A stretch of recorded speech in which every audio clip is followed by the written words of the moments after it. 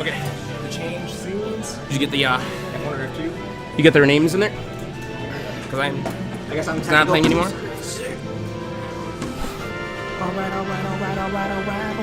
So what's this? John Cena. I like how it still has the Halloween font, by the way. Hey.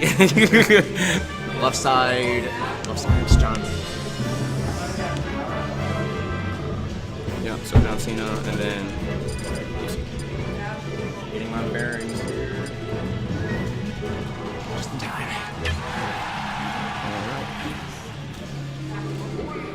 Alright, here we go. All-time favorite. King James. We're trying for return back to the weeklies. And then we got John Cena. We got John Cena. I know. Bunch of low-team heroes right now coming out with day-to-day and Two of some of the most defensive players you'll see around. I know, but they're gonna probably play them obscenely offensively, which is why I enjoy watching this match. It's always really enjoyable watching this dude. I know. It's a whole lot in your face. Well, nice and irritable. Using the roll as a mix-up and using that jab. So, I guess it's really gonna come down to who's really gonna like master that mid-range distance in this matchup. Yeah, he's gonna have to work really well with his available space. I know he doesn't like the DDD matchup generally, using his other mains like Captain Falcon, his Donkey Kong in general. I think this is a smart choice because he's you know he can sit back and play the same game that like Day-to-Day does. He's controlling the space really well right now.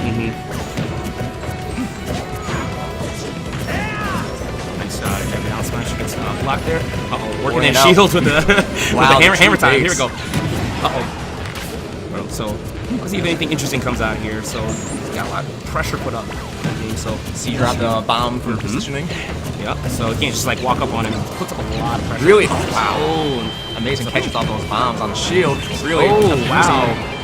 Ooh, awkward trade, but Really weird. you know, I think King James really shines is that when you get people off the stage, there's a really solid option coverage. So he'll pull that Gordo out, and then he'll have like that charge forward smash that covers like two other options.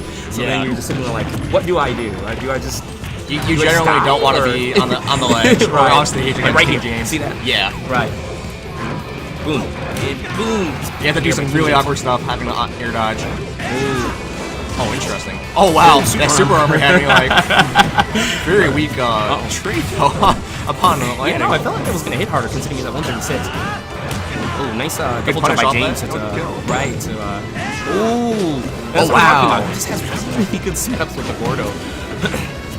A little tricky there with that. Oh yeah, fading running back up, on that. hopefully catch him on the roll, right? And, you know, he's still in here. He can rack up about 40 damage in about 2 or 3 hits. So, you know, he just has to see if he can get that grab or... John Cena putting in some similar work, just getting all of his bomb placements and set in place, giving them less options for movement, which is definitely something someone like that Penguinmon would need. Right. Considering he has such a big hero box, it's really hard to get out of the way of what he's trying to do. You know, they both have disjointed hitboxes, but Link's are just a little bit faster. Here's happening on Link a little bit better. Ooh. He's become a little bit telegraphed though with his setups after the jab. Oh, surprise! Shadow appeared. Shout out to Shadow. I'm so surprised. Shoot, what was I even gonna say? So now what? 191% deficit here. So let's see if we can. Oh, there we go. That's what he wanted right there. Now he's gonna. Oh, but the nair against the Gordo. I'm wondering why King James isn't trading the down throw into reverse back air. I'm not sure if it was. I mean, in my experience with him, it seems like that was a better option in terms of damage output and stuff. But he seemed to be going more for the fair, which seems a little less safe.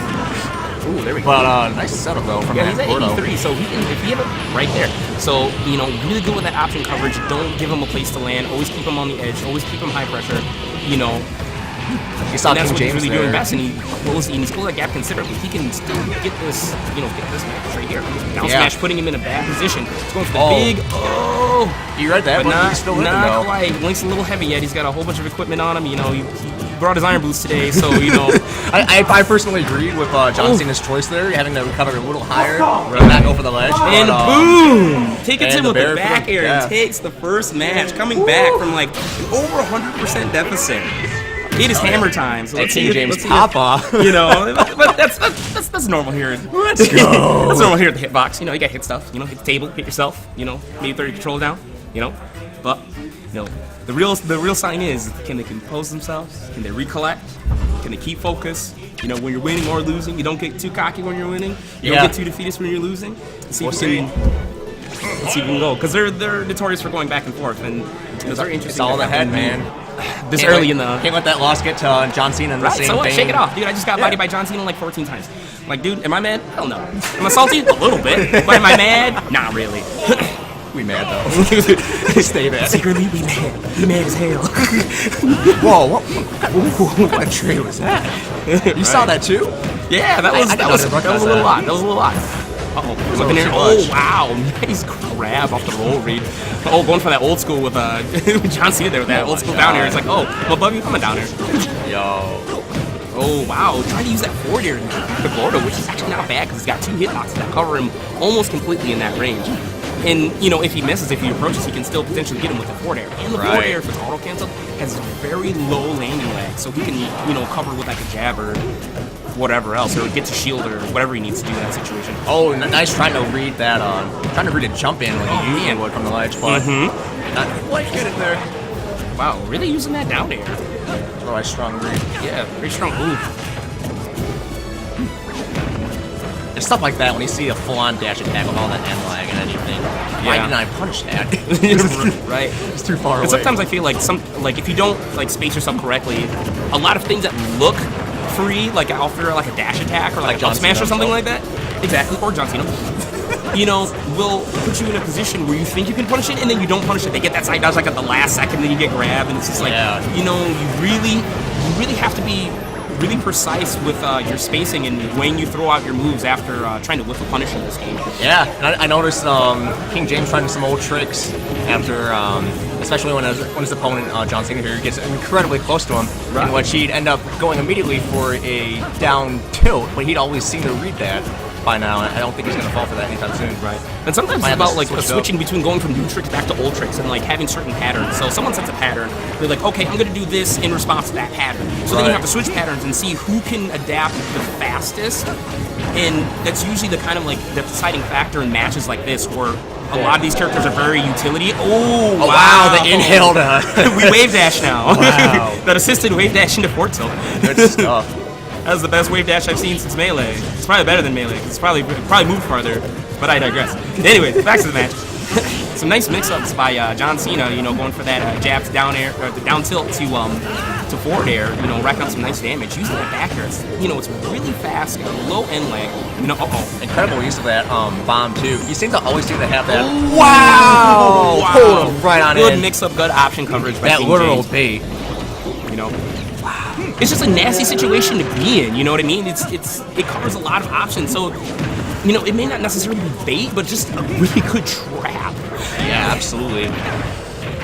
Okay, so He's already in a compromised two position. hits. Has already brought him up to 33%. So now they're be a little more careful. Yeah, the rage is starting to kick in. Oh, he's got the grab. Oh, he missed the punish though. Trying for the mix-ups. That 2 jab and down smash. Rolls into him, but gets punished for that. Oh, using that nair to block out that Gordo. So smart by John Cena. His movement is surprisingly still clean though, despite the circumstances. It's really hard to approach in a situation when you have that bouncing Gordo. It's really hard to time because then you spend too much time focusing on the Gordo and not focusing on DDD himself, which is what makes that move so deceptively strong. It forces you to pay attention to something you don't want to pay attention to. That's like every one-day King D player when they're starting out the game. Throw out Gordo. Oh no! Oh, yikes! Set the trap, and he's out of here. So. Shout out to Jay the Man. Next up, King James. Talking hell smack in the background. He's on camera, so. YouTube comments. He's right there. I mean.